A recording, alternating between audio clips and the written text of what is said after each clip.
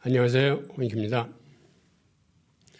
오늘은 인플레이션에도 좋은 인플레이션과 나쁜 인플레이션이 있다라는 내용을 갖고 설명드리겠습니다.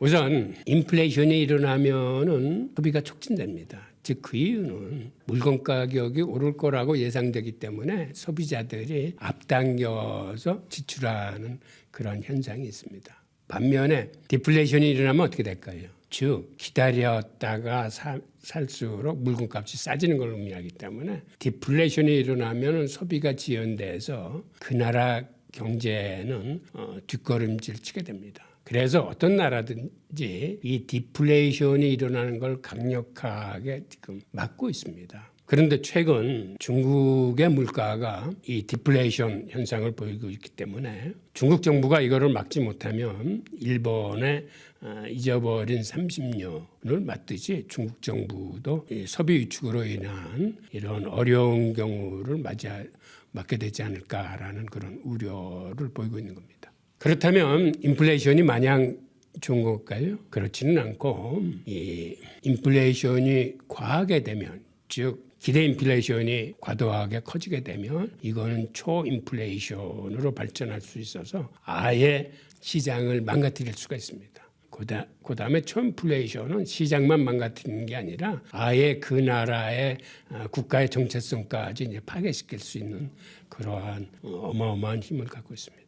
그런데 초인플레이션은 왜 일어날까요? 초인플레이션은 그 나라 정부가 화폐를 많이 찍어내서 일어나는 게 아니고 이거는 인플레이션에 더해서 기대 인플레이션, 즉 인플레이션이 향후에 더 크게 일어날 거라고 생각하는 그러한 기대 심리 때문에 초인플레이션이 일어납니다. 즉 통화량이 과다하게 발행된 게 아니라 돈의 유통 속도가 빨라지면서 이제 초인플레이션이 일어나게 되는 거죠. 우선 독일의 초인플레이션 사례를 한번 들여다보겠습니다. 보통 연간 물가 상승률이 200%를 넘으면 이를 초인플레이션이라고 합니다. 그런데 1920년대에 독일에서는 1차 세계대전에 진 전쟁 배상금을 어마어마하게 물어내라는 그 배상금이 책정됐기 때문에 이런 배상금을 갚는 과정에서 초인플레이션이 발생했습니다. 1921년 6월부터 1924년 1월 사이에 급격한 물가 상승이 있었는데 이 마지막 1년은 연간 물가 상승률이 아닌 월간 물가 상승률이 자그마치 300%를 넘었습니다. 그래서 2년 동안에 독일 물가가 자그마치 10억 배 상승했습니다. 도저히 이 수치가 어느 정도 높은 건지는 감을 잡기 힘들 정도로 초인플레이션이 발생해서 지금 사진에서 보이는 것처럼 여기에 항의해서 시민들이 갖고 있는 지폐를 길거리에 버림으로써 길거리에서 이렇게 지폐를 쓸어 담고 있고 심지어는 집안에서는 이런 난로에 지폐를 갖고 불을 지피고 있을 정도로 돈의 가치가 휴지 조각보다도 못한 그런 상태로 이제 떨어지게 됐습니다. 제 개인적인 경험담을 말씀드리면 제가 예전에 브라질 경험한 적이 있었는데 그 당시 브라질이 초인플레이션을 갖고 있었습니다. 그렇게 초인플레이션이 발생을 하면 사람들은 봉급을 받으면 그거를 갖고 있지 않고 그날로 뛰어나가서 마트에 가서 그걸 상품으로 쫙 바꿔놓습니다. 지금 말씀드린 바와 같이 현금을 갖고 있으면 얼마 안 돼서 현금의 가치가 팍팍 떨어지기 때문에 보통 그렇게 되면 기업들은 월급이 아닌 주급을 지급하게 되는데 주급을 받자마자 사람들이 그걸 갖고 마트로 달려가서 상품으로 바꿔놓고 마트 주인도 그 받은 돈을 한 시간이라도 더 빨리 상품으로 이렇게 바꿔서 진열해 놓기 때문에 이 돈의 유통 속도가 엄청나게 빨라짐으로써 그게 초인플레이션의 이제 악순환을 갖고 오게 됩니다. 그 결과 독일에서 마지막에 빵 하나를 살 적에는 30억 마르크를 지불해야 되고 소고기 1파운드 사는데 뭐 360억 마르크를 지불하는 등 보통 일반적으로 이해하기 힘든 소고기 하나 살려면 수레로 돈을 가득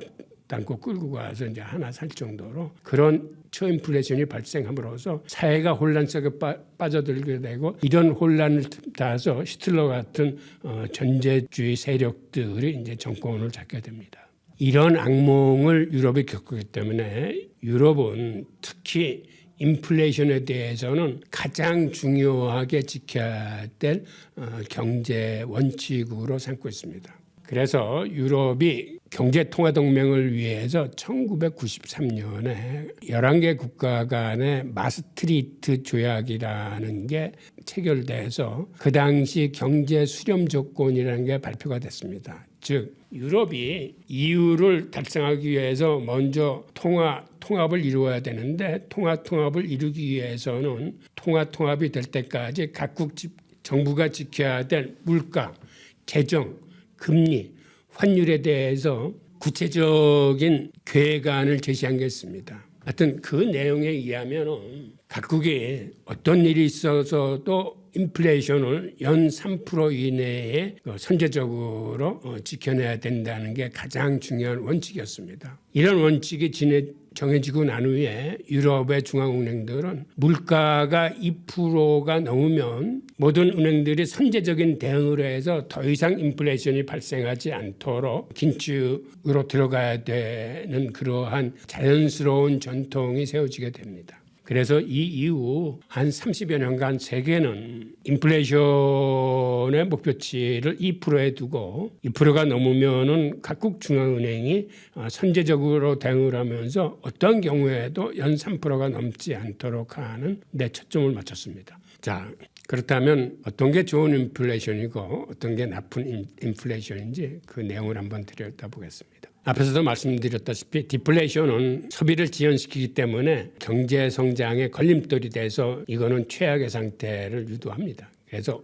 어떤 정부도 디플레이션은 절대 용인치 않겠다는 이러한 각오를 다지고 있는데 그럼에도 불구하고 일본은 지난 한 20년 동안 디플레이션에 이제 고생을 많이 했죠. 그리고 보통 2% 이내의 완만한 인플레이션은 소비를 활성화시켜서 경제 성장에 도움이 된다라고 알려져 있습니다. 하지만 3% 이상의 급격한 인플레이션은 서민들의 기대 인플레이션을 불러일으켜서 이건 초인플레이션 위험에 노출될 가능성이 있습니다. 그래서 보통 2% 이내의 완만한 인플레이션을 우리는 흔히 좋은 인플레이션이라고 이야기를 하고 3% 이상의 급격한 인플레이션은 피해야 될 나쁜 인플레이션이라고 얘기를 하곤 합니다. 그런데 사실 이 좋은 인플레이션과 나쁜 인플레이션은 그러한 수치적인 개념보다는 이걸 보통 수요와 공급 관점에서 두 가지로 나눕니다. 하나는 인플레이션이 수요 견인으로 일어나는 인플레이션이 있고 또 다른 하나는 비용 상승으로 일어나는 인플레이션이 있습니다. 그런데 수요 견인으로 나타나는 인플레이션을 흔히 좋은 인플레이션이라고 부르고 코스트 상승으로 나타나는 인플레이션은 이를 나쁜 인플레이션이라고 부릅니다. 수요 견인 인플레이션을 좋은 인플레이션이라고 지칭하는 이유는 이거는 주로 경기 회복 국면에서 총수요가 증가됨으로 인해서 나타나는 초과 수요가 원인이 되는 거기 때문에